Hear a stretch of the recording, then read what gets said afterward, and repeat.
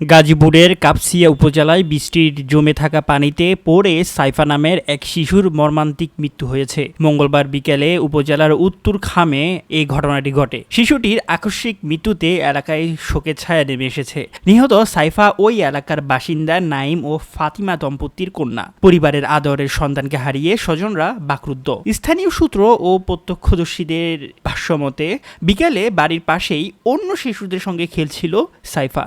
কয়েকদিনের টানা ভারী বৃষ্টিতে বাড়ির আশেপাশে বিভিন্ন স্থানে পানি জমেছিল।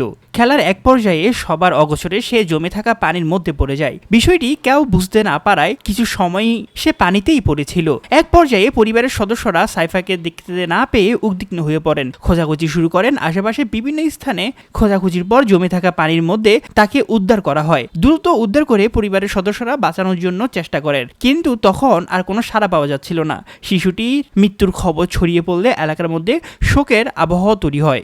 ঘটনার খবর পেয়ে কাপাসিয়া থানা পুলিশ ঘটনাস্থলে পৌঁছে মরদেহ উদ্ধার করেন। পুলিশ প্রাথমিকভাবে ঘটনাটি দুর্ঘটনা বলেই ধারণা করছে।